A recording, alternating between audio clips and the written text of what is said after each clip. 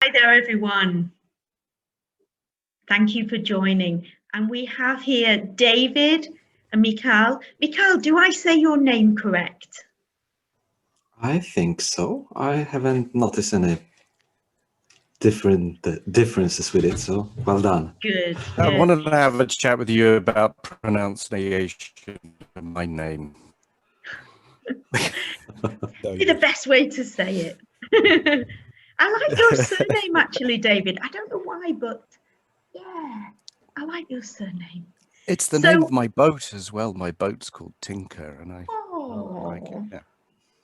Lovely. Fabulous.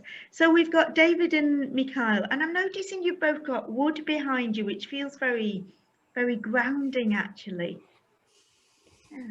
And David and Michal are taking us through a real live hands-on demo today of using VR software for coaching and supervision. So I will pin you both, and then And I think we need Michal as the co-host so he can screen share. brilliant. Yeah. We shall do that now. Okay. So you're pinned and screen share.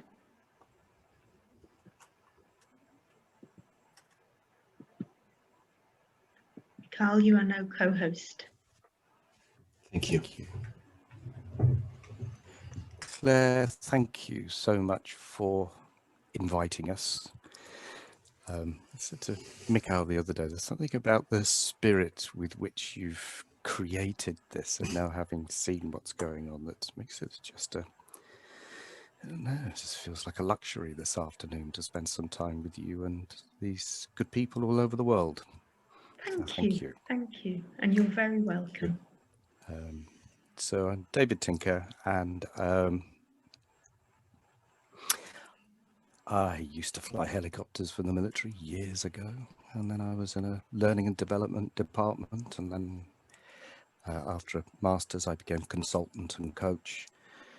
I did a supervision diploma with the London School of Psychodrama, but my love over the years has been in psychodrama and sociodrama and narrative, so working with story. And my dear colleague and friend Michal over there in Poland is a Gestalt counsellor and a wonderful winemaker, and at the moment straw bale house builder. And he's going to be accompanying me on this talk, so he's going to be part of the demo. We both work for the company called ProReal. So we created this avatar-based virtual world software that you're going to see. It's currently being used in 10 NHS trusts here, in mental health trusts. It's also used for coaching and consulting. The design of the software is primarily to help us make thoughts and feelings visual so we can share them with others. It means we can share sense making and the way we experience the world. It also helps us share systems. So anybody that might have worked with constellations or sociodrama would have seen systems being made very visual and embodied. Because of my love of psychodrama, I also wanted parts of myself to be made visible, so I could have my jester me, or my seers, or my critic me, so as I could have conversations with them. And narrative, and you'll see when we get into the storytelling landscape, you'll see how narrative comes into this and the use of metaphor and symbolism. And the principle of the software is that the reality is in the mind of the user. It's not on the screen. The screen will give us little clues, so there'll be symbolism and metaphor, but it'll be in the mind of the user that most of the reality will take place. Evidence, we've got third-party research papers published, and you can see them through our website. Most of the evidence points to an increase in self-awareness, and an increase in empathy. And the empathy, if anybody's seen the film Avatar, you have this thing about I see you, and because I now understand how you make sense of the world, we can build empathy, and of course out of that comes trust. With coaching as well as with counseling, there's something about that relationship is accelerated in terms of trust. The other thing that's come out of the evidence is insight. You'll see when we get to do the demo that because we can take different perspectives on something or on a situation, we get those aha moments, which all it is the brain's just made sense of something from a different angle. Because the use of the cameras in the software will be accessing some insight. And it was that shared sense-making theme here when we talk about noticing differences, and instead of being fearful of them, being able to share and acknowledge differences in the way in which we make sense of the world. So for those of you who might have seen the work of Trompenas or Hofstede, you'll know that we all make sense of time and relationships, authority, all these various things in very unique ways, depending on our peoples, our families, our education, our culture. And if we have some small way to connect with how another makes sense of the world, we can strengthen that interpersonal bridge. We can start crossing that bridge into, that's how you make sense of the world. So the software is used for coaching, consulting, and mental health. But today, what we're going to do is use it for just a little self-reflective exercise.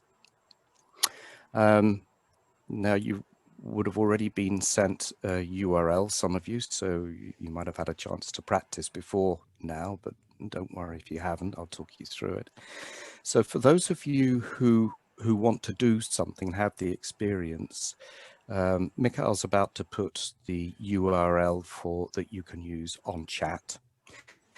This URL will take you into ProReal. There's no saving, not on this version of the software, so there's no data saved, so there's no risk of any data.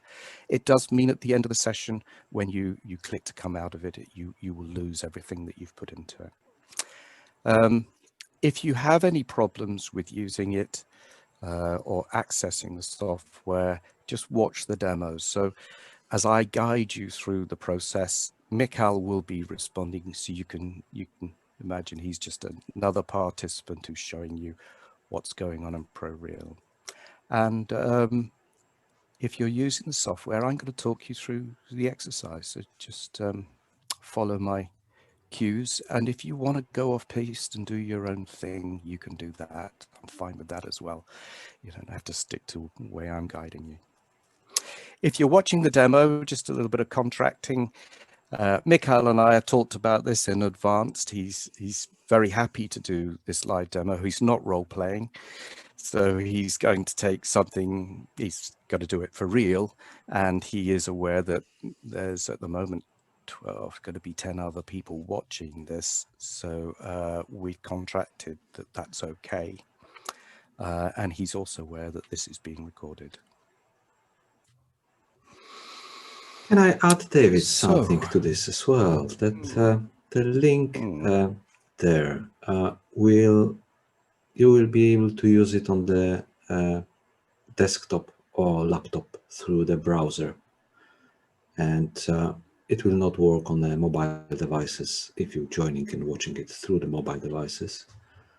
And use a modern browser, not the Internet Explorer. This one will not work.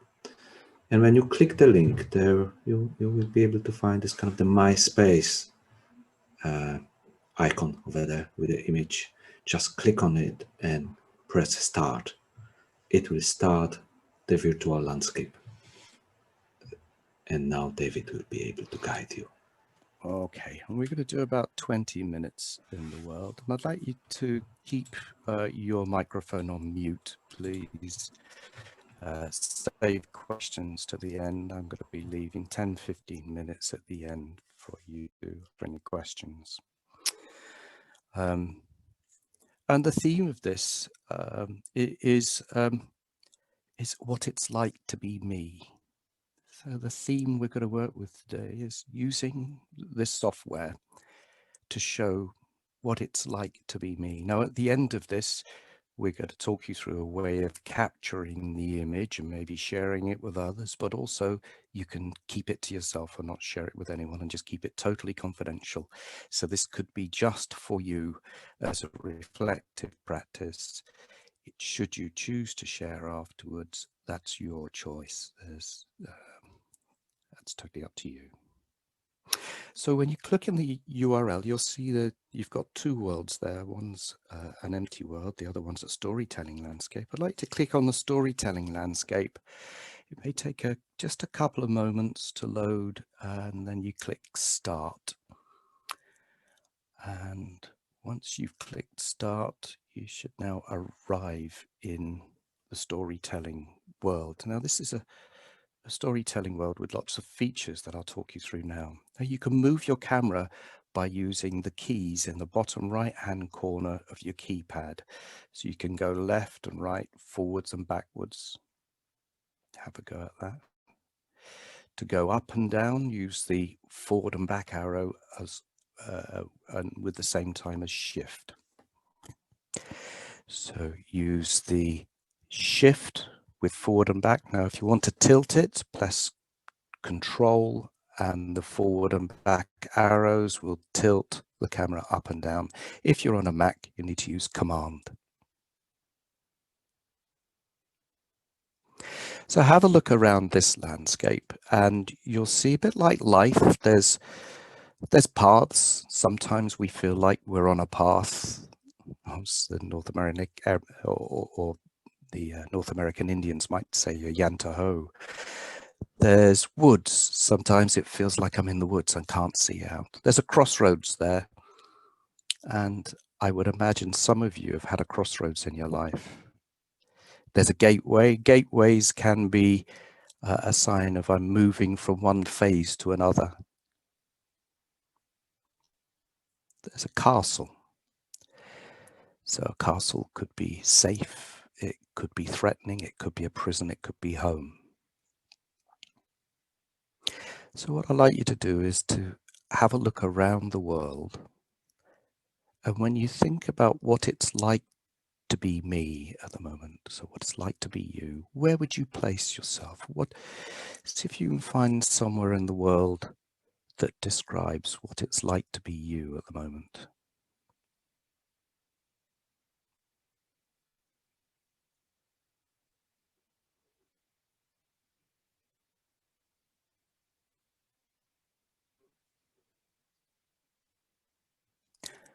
And when you've found a place that seems like it's right for you, and you can always change this, just on the right hand side you'll see some tabs and there's one called Add.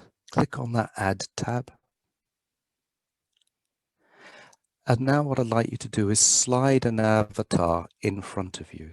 Just click on it, hold the click down and bring that avatar just in front of you.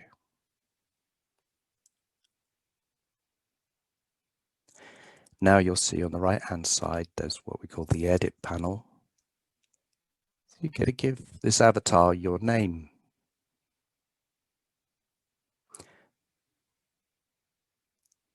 And you're going to give yourself a color. So the color, there's no judgment to the color. It's not that I'm a green or a red person because of some emotional content. It's just when you think of yourself, what color comes to mind? If the color isn't exactly right, click the plus sign at the end of the colors and you can have any color on the spectrum. We're going to come back to the other parts of the edit panel in just a moment.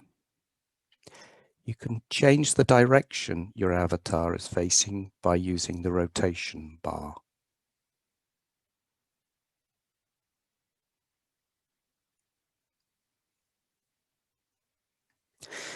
Now I'd like you to think of when you're looking around in this space that you found for yourself, what or who is on your mind? What's taking your attention, and to what might you be giving your attention? Maybe family, it may be COVID, maybe something going on in your country, it may be work.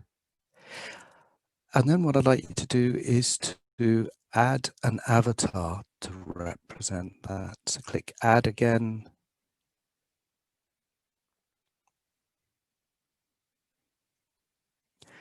And add that avatar to represent what's on your mind. And this time give it a name.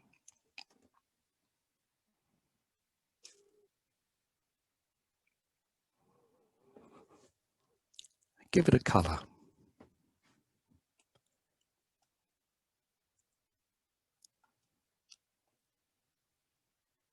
And give it a size. So this time you can change the size, and the size relates to importance or its authority. Give it a voice. So where it says speech or thought, what's this thing that's on your mind? What's it saying? What does it want? So give it some expression.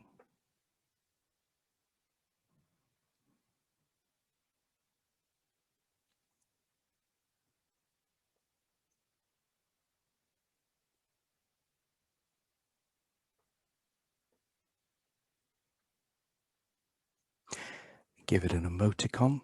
So as you click on the emoticon, have a look through those and see which one suits this.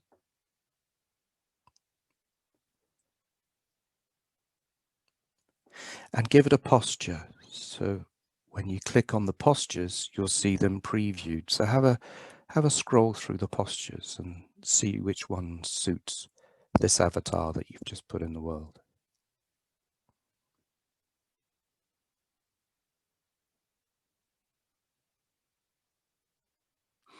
If you want to move that avatar, you can just drag and drop it, the same as moving your own avatar.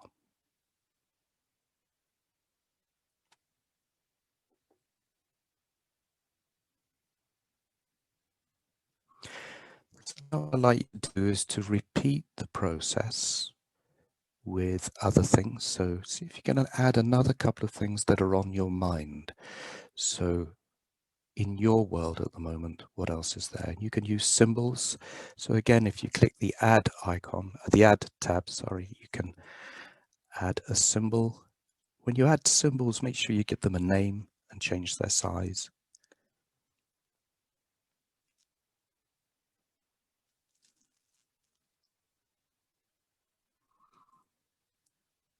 And if you don't like anything you've done, you can just delete it. So you can be as playful as you like.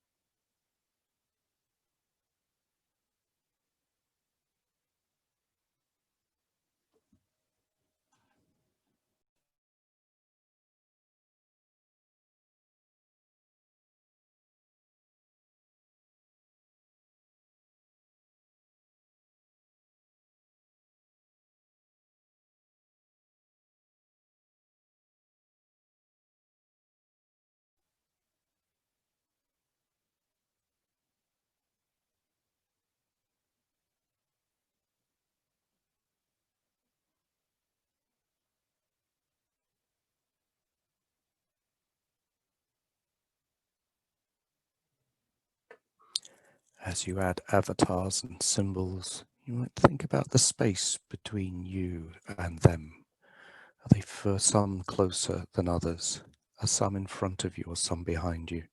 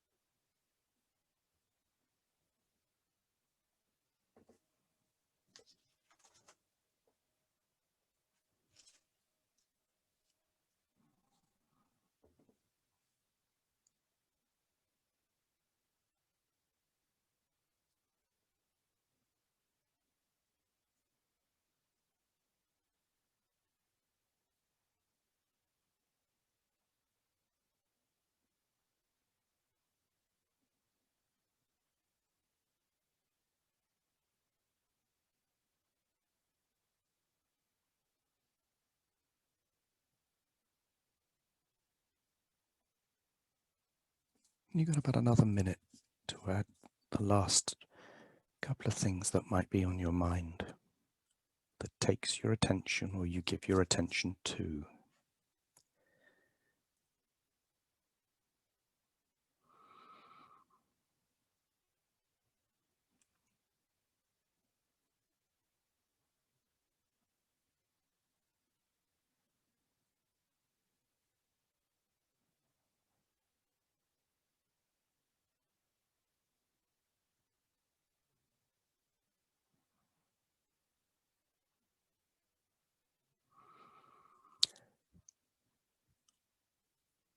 Now what I'd like you to do is just to, if you hover your mouse just over your head, so the head of your avatar, you'll see a little eye icon appear. Click that and you'll view from you.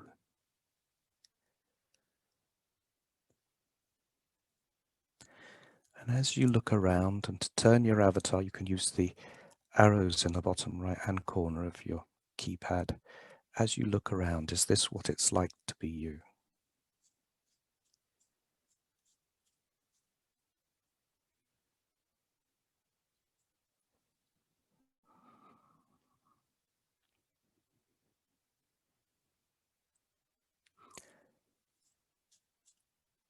Now I'd like you to double click on your avatar, so as you open the edit panel. And add something in the speech and thought caption, something about how you feel or what you think in this situation.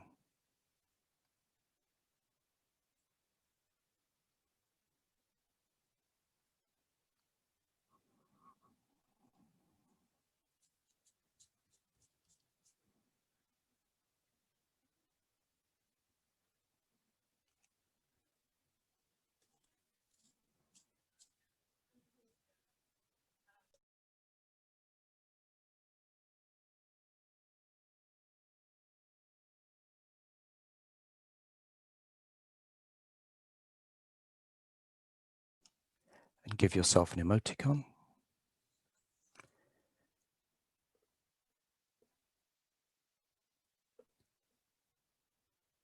And click on the postures.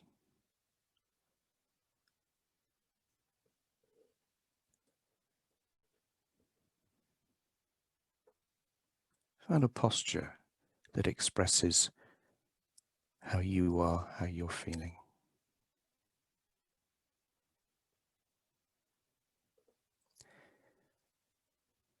And if you want to get a little bit advanced, if you notice that you are stuck with choosing between one posture and another, just add another avatar if there's another part of you that you can identify with. Maybe there's a part of you that's quite stressed, another part of you that's quite calm.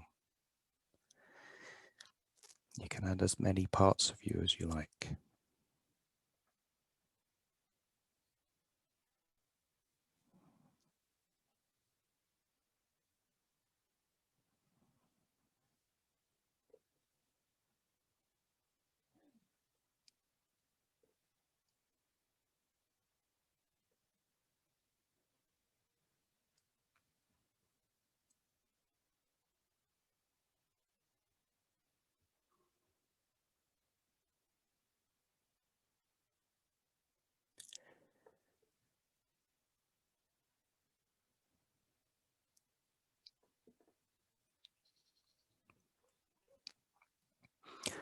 Now what I'd like you to do is to take the view of some of the other stakeholders or people that you have in this scene. So to view from the others, just click on their heads and you'll see an eye icon, or you could click on the Views tab and you'll see a list of the avatars that you've put out there. Just have a view from them and notice what it's like to be them. What do they see?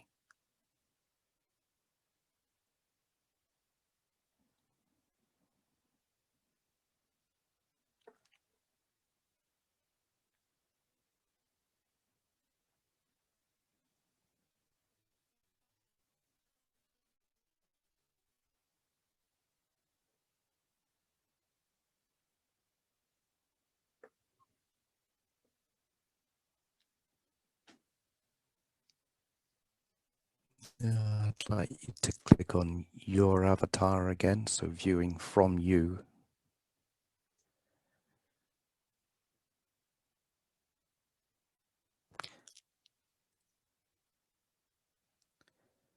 And double click on your avatar to open the edit panel.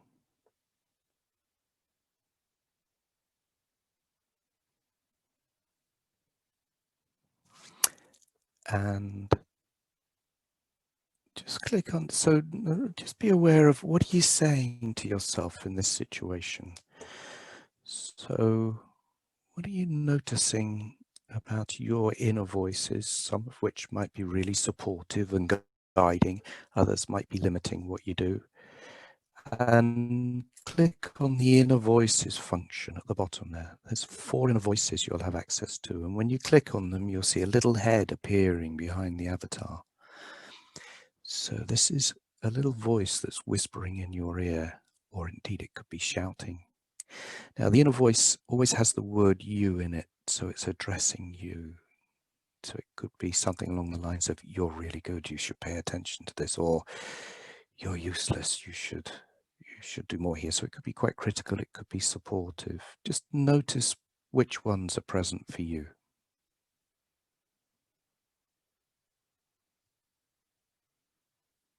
And if none of them come to your awareness, it doesn't matter, just let it go.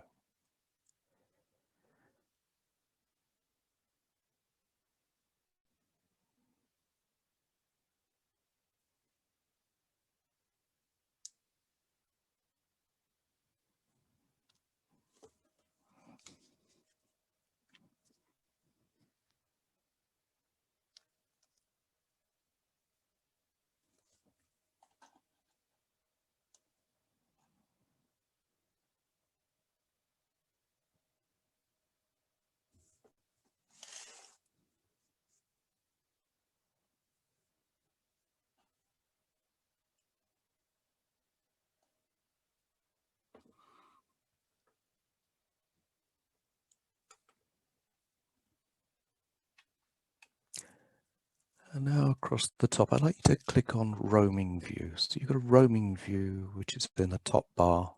Just click on the roaming view.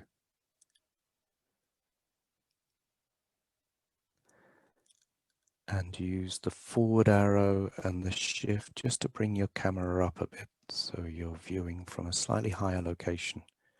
Come up and see what you notice.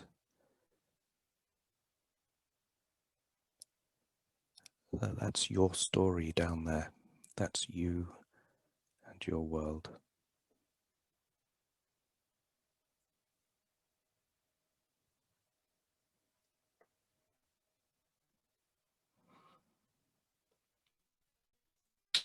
Okay. So just before we close, if you wish to keep a copy of this, one thing you might do is take a photograph of it. So position your camera as a view from you or a view from the remote camera. So position the camera so you can take a view, and if you want all the labels on, you click the options tab and you'll be able to put the labels on, and then use your phone to take a photograph.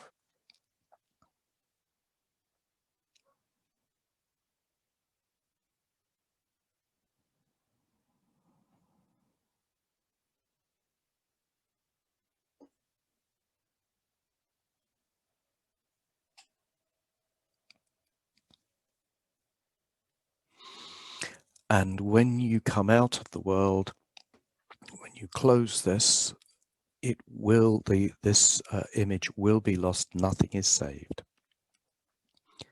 So what I'd like you to do is to click the top left-hand corner. You'll see an icon that says close.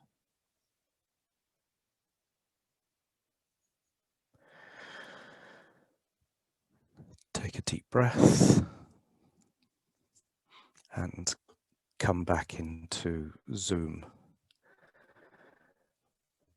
So Alt Tab, you can tab back into Zoom. Okay, we've got just over 10 minutes to take questions, thoughts. What was it like? It would be lovely to hear from you.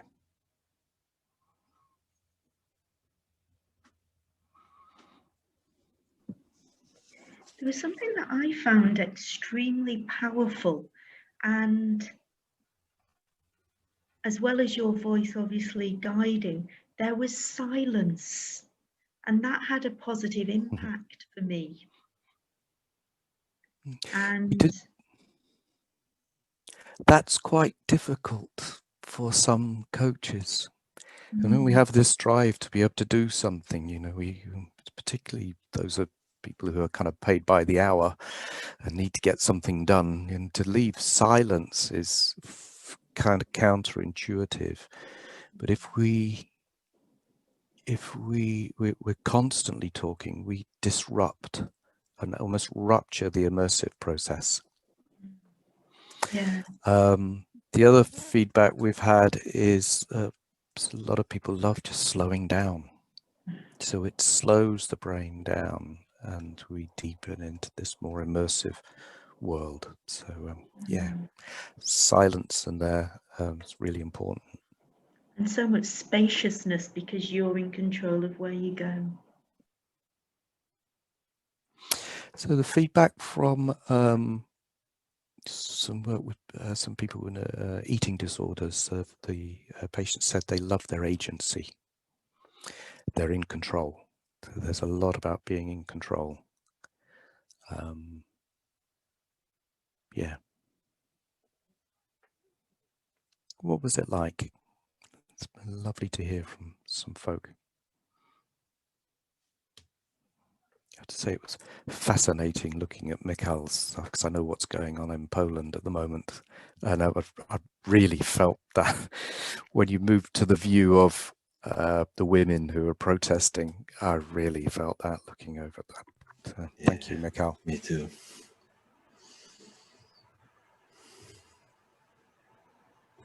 I think as well at the end, the zooming out and seeing the meta view and seeing yourself in there, that's so I've done a lot of constellation work. This felt more real. Yeah, I think it's quite fascinating. If you think of a lot of movies, they kind of we'll start off in the clouds and we go down in through the clouds to the country, the city, the house, the person we're in, and then at the end of the movie we end up coming back out for this bigger scene. So I think it's a bit of an old trick I use there, but yeah, you're right. There is something about, I find, here's the story I make up about myself, because we can also, you know, present that. So that's what it's like. Is that's my reality, my narrative, or my story.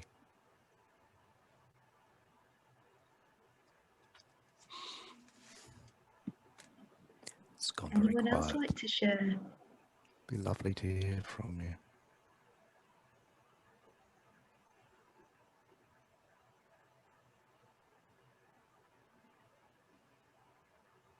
It does actually feel extremely calm on the call right now. Maybe that's my level 1.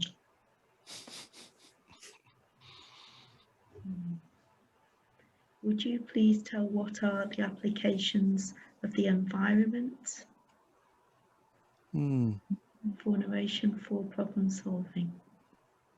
Coping struggles. Gosh, all of that.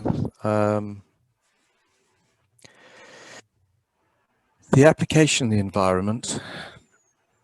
Let me just take a coaching situation where if I were a coach working with someone, I said, show me what's going on for you.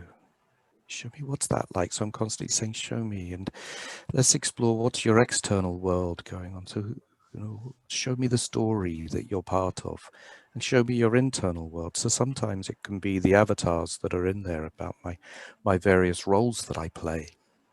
So we can have a look at role development, and we can have a look at those inner voices, and you know, what is it that guides me or inhibits me. So for coaching, it really helps the coach and coachee create a visual world to access. When someone's stuck, we know that the taking different camera views accesses insight, and all the evidence we've got says that that's the case. We regularly get people, I had no idea it's like that when I step into someone else's shoes. So if we're in a corporate setting, looking at client relationships, we put your client in there in the client's world, then step into their shoes. It's a wonderful way to do stakeholder analysis.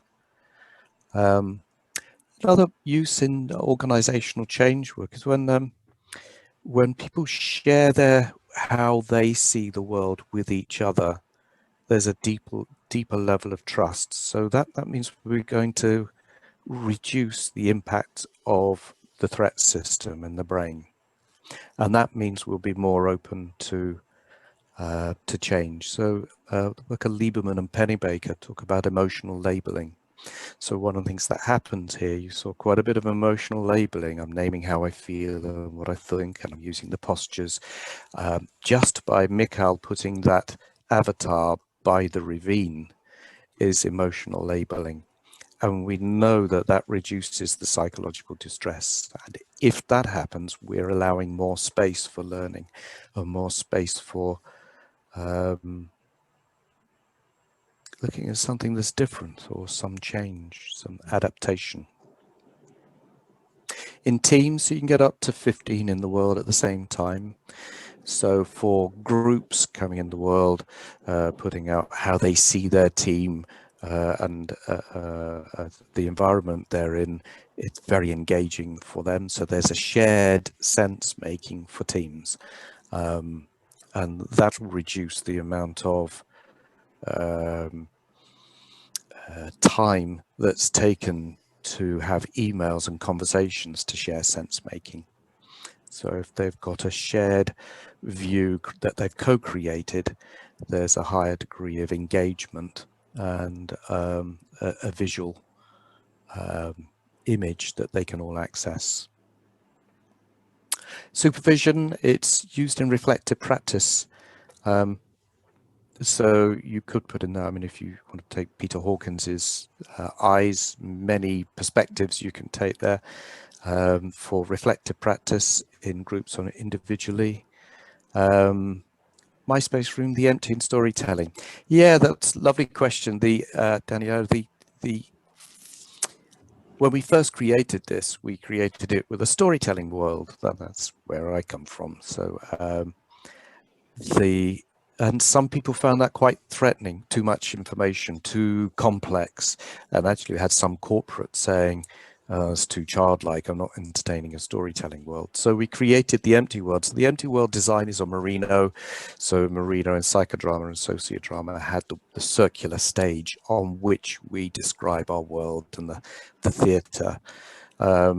So we have the empty world. I think the empty world's actually almost more challenging. It can be more confronting because you've got nowhere to hide, which was the lovely thing about Merino's world. I have seen someone just put an avatar in the corner of the castle, the darkest corner of the castle, and said, that's what it's like to meet me at the moment. And she just burst into tears. And her very words were, that's the first time anybody's really understood what it's like to be me. So that metaphor for someone's incredibly powerful, but for others it just doesn't work. So we have to respect that. And using the systemic lens, yes, definitely using either of the worlds, the empty world or the storytelling world, putting out the avatars as different parts of the system, and then saying, where do we intervene? And of course, if you're putting an intervention somewhere in the system, it's going to have an effect in other parts of the system, and you can see visually where that impact's going to happen. So putting out avatars and asking the question, from this position, what do I want? Or what do I fear most? What's in it for me? Starts to really change the way in which we see systems are working systemically when we step into another's shoes and immerse.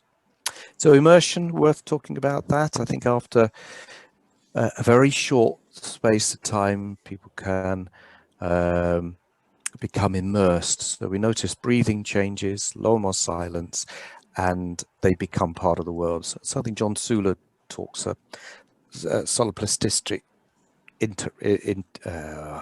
intervention. We become at one with something, and we notice with clients they become immersed and at one, and that changes the way in which we might coach or work with them. Fabulous stuff.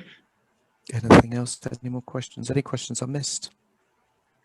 I've been watching the chat box. I think you've done fabulous answering them all. Yeah. We're there. So David, most of this. David, Michal, that was so different, invigorating. And what I take away as the biggest thing is there are amazing ways to use coaching competencies in all of this work. And obviously the supervisory lens there and the systemic focus. We really appreciate you both being with us today and sharing. So thank you very much. Our pleasure. And I think, if Michal, haven't you got? You've set something up so people can share. Yeah, I was thinking if you would be able to share the picture you just taking through Twitter, for instance, and to tweet it together with the hashtag sharing realities. I just put it on chat as well. It would be lovely to see what your world look like at this moment. Brilliant. I will do the same with my image. That sounds fabulous. Put the hashtag L3 as well, so we can get the conference out to others for tomorrow too. Super. Brilliant. Thank you so Thanks much. Again. Volunteering your time, it's brilliant. And we now have a 3-minute break.